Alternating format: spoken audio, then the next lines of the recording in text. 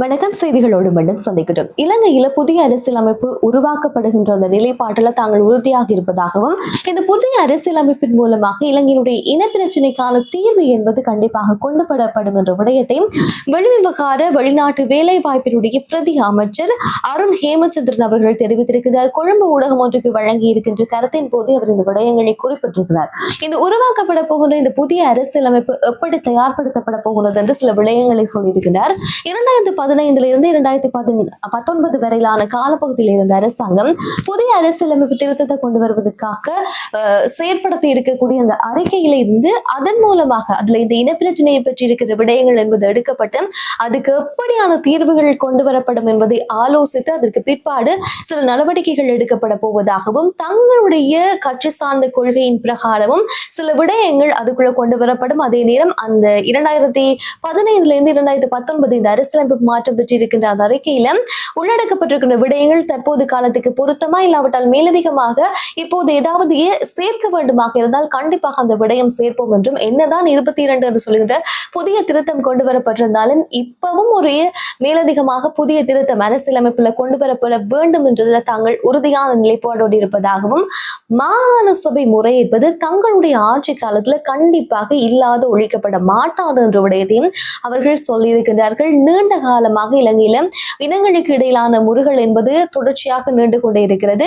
இந்த ஆட்சியில் அது இருக்கக்கூடாது என்பதற்காகவும் தாங்கள் சில நடவடிக்கைகள் மேற்கொள்வதாகவும், என்னதான் தாங்கள் தங்களுடைய கொள்கை சார்ந்திருக்கின்ற விஷயங்கள் தங்களுடைய தீர்மானங்கள் என்பதை இந்த புதிய அரசியலமைப்புல கொண்டு வந்திருந்தாலும் அதை கண்டிப்பாக எல்லோரும் ஏற்க வேண்டிய அவசியம் கிடையாது. அப்படி கொண்டு வரப்படுகின்ற புதிய அரசியலமைப்பு என்பது சர்வசன வாக்கெடுப்பின் மூலமாக நிறைவேற்றப்படும் என்ற விடயத்தையும் அவர் தெளிவுபடுத்தி இருக்கிறார். எவ்வாறு இருந்தாலும் இப்போது ஆட்சிக்கு வந்திருக்கின்ற இந்த அரசாங்கம் அரசியலமைப்பின் மூலமாக இனப்பிரச்சனைக்கான தீர்வு கிடைக்கும் என்பதை சொல்கின்றார்கள். இது எந்த அளவுக்கு சாத்தியம் என்பதும், எந்த அளவுக்கு சர்வஜன வாக்கெடுப்பு எடுக்கப்படுகின்ற நேரம் இலங்கையில் இருக்கின்ற எல்லோரும் அதற்கான ஆதரவுகளை வழங்குவார்கள் என்பது நிறைய கேள்விகளோடு இருந்து கொண்டிருக்கிறது. இருப்பினும் இலங்கையில் இருக்கின்ற தமிழ் மக்கள் எல்லா காலங்களிலும் கேட்கின்றது, இலங்கையிலேயே இலங்கைக்குள்ள நடந்திருக்கின்ற இனப்பிரச்சனைக்கு தீர்வு என்பது கண்டிப்பாக கிடைக்காது. சர்வதேச ரீதியான தீர்வு, சர்வதேசத்துடைய தலையீடு என்பதும் இலங்கையில தமிழ் மக்களுடைய பிரச்சனைக்கு வேண்டும் என்பது இப்ப வரைக்கும் தமிழ் தரப்பினர் கோரிக்கை என்பது முன்வைத்துக் கொண்டிருக்கிறார்கள்.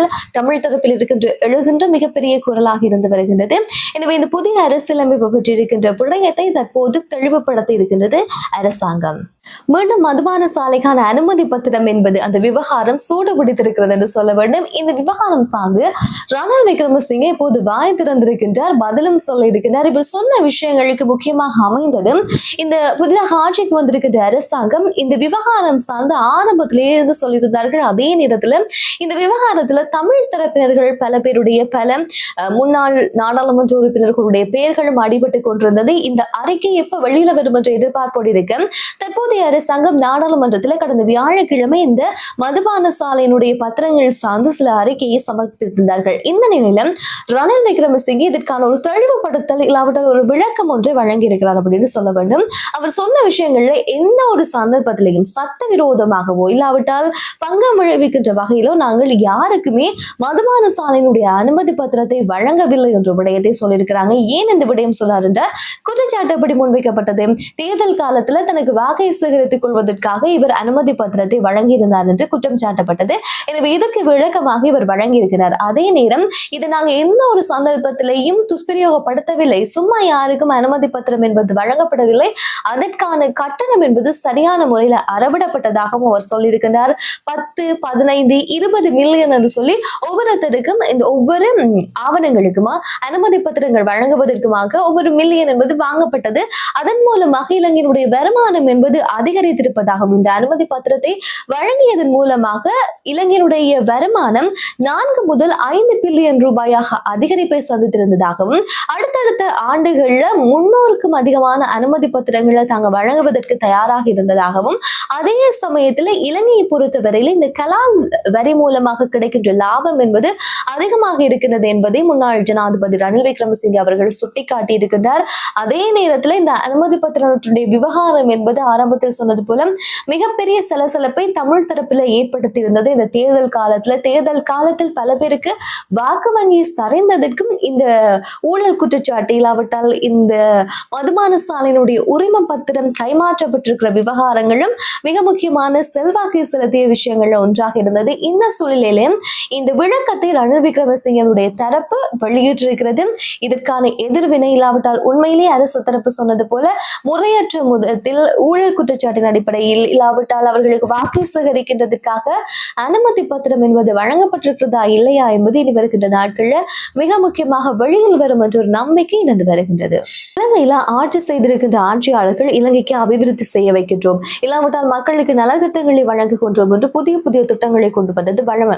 அந்த பட்டியலில் 2007ஆம் ஆண்டு மஹிந்த ராஜபக்சனுடைய நிர்வாக கால பகுதியில மிகின் லங்கா என்று சொல்லப்படுகின்ற ஒரு நிறுவன சேவை திறக்கப்பட்டிருந்தது குறைந்த கட்டணத்துல விமான பயணத்தை மேற்கொள்வதற்காக. ஆனால் இது நினைத்த அளவுக்கு அதனுடைய வளர்ச்சி பாதை என்பது இல்லாமல் போக 2017ஆம் ஆண்டு இதை நாங்கள் மூடுவதாக அறிவித்து அந்த நிறுவனம் என்பது மூடப்பட்டிருந்தது. என்னதான் 2017ஆம் ஆண்டு அதை நிறுத்துவதாக சொல்லியிருந்தாலும் இப்போது வரைக்கும் அந்த நிறுவனம் என்பது தொடர்ச்சியாக முற்றுமுழுதாக நீக்கப்படாமல் முடிவுக்கு கொண்டு வராமல் இருப்பதாக தென்னிலங்கை ஊடகங்கள் சில செய்தி வெளியிட்டிருக்கிறது. எனவே இது முழுதாக நிறைவு பெறாத ஒரு சூழ்நிலையிலையும் இன்னொரு பக்கமாக இந்த நிறுவனம் தொடங்குவதற்காக இலங்கையில அரசு சார்பான 2 வங்கிகள்ல கடன்களை பெற்றிருக்கிறார்கள். அந்த கடன்கள் இப்போது வரைக்கும் திருப்பி செலுத்தாமல் இருப்பது என்பது இப்போது இந்த செய்திகள் மூலமாக அறிய முடிந்திருக்கிறது. இந்த நடவடிக்கை என்பது 2024ஆம் ஆண்டு அக்டோபர் வரவு செலவு அறிக்கை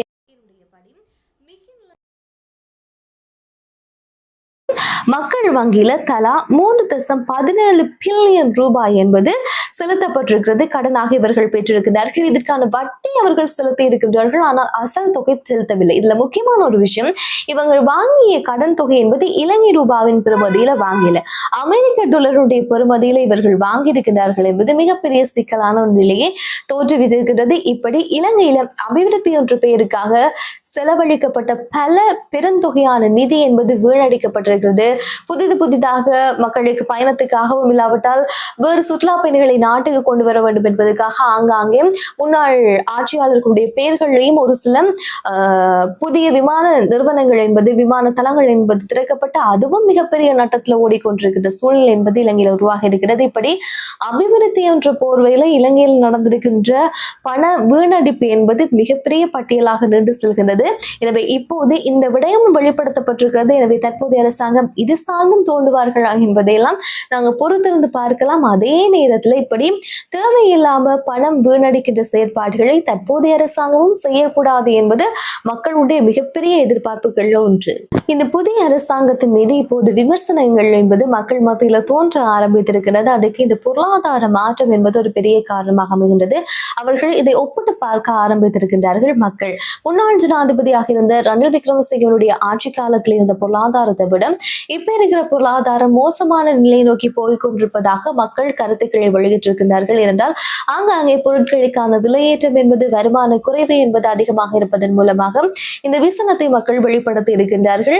முன்னாள் ஆட்சியாளர்கள் வெளிநாடுகளில் கடன் வாங்கி நாட்டுக்கு கடன் சுமையை அதிகரித்திருந்தார்கள், ஊழல்களை செய்திருந்தார்கள். அவர்கள்ட்ட இருந்து விசாரணைகள் மூலமாக பணத்தை பெற்றுக் கொண்டாலே இலங்கையினுடைய பொருளாதாரத்தை சரி செய்யலாம் என்ற அளவுக்கு கருத்துக்களை சொல்ல ஆரம்பித்திருக்கிறார்கள்.